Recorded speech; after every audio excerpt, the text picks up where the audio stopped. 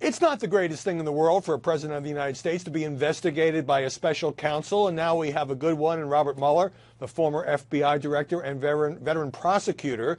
This, of course, was a decision of the Deputy Attorney General to decide that an independent investigation was needed in the wake of the president firing Jim Comey at the FBI, the latest stories from the New York Times and the Washington Post, all these allegations that have been swirling really since the election and the Russian interference in the election.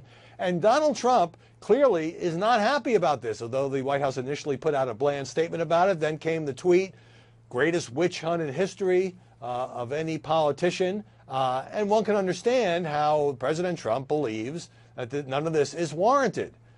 But I think, at least in the short term, this is actually a good thing for the White House, and here is why.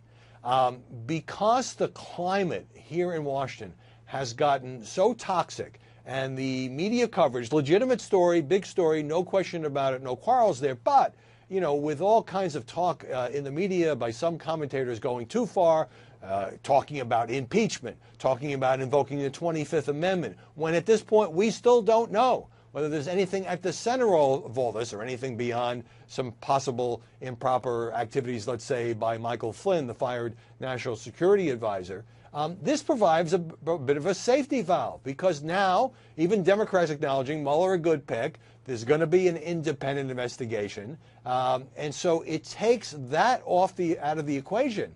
And so when reporters day after day are hammering the White House over all the related strands of this investigation, and obviously the White House should respond to factual questions when it can, but now spokesmen, aides, surrogates on television will have the opportunity to say, hey, this is under investigation by a widely respected former director of the Federal Bureau of Investigation, and therefore we can't comment, or we will defer comment or refer questions to his office. That buys the White House and the president some breathing room to try to focus on these other issues. You remember health care, tax reform, things that people actually care about and affect their lives? I don't know how much people care about this investigation. Certainly Democrats think there's something there. Certainly many Republicans rallying behind the president.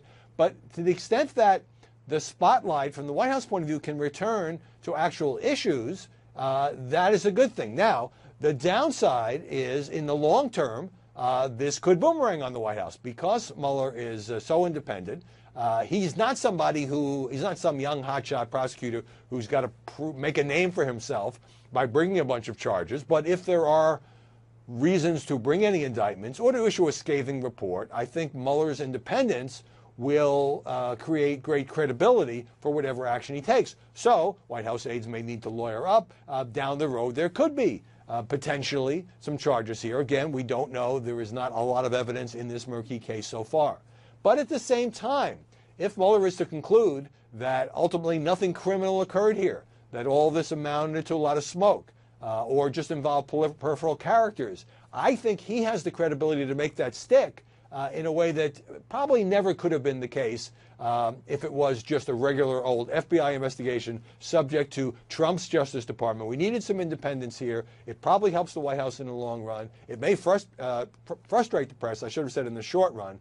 In the long run, nobody knows, because investigations do have a way of expanding, following different paths that you might not have expected at the outset. But in the immediate short term, I should say, this is probably buys the president some time, but doesn't mean the media coverage is going to turn down the temperature anytime soon.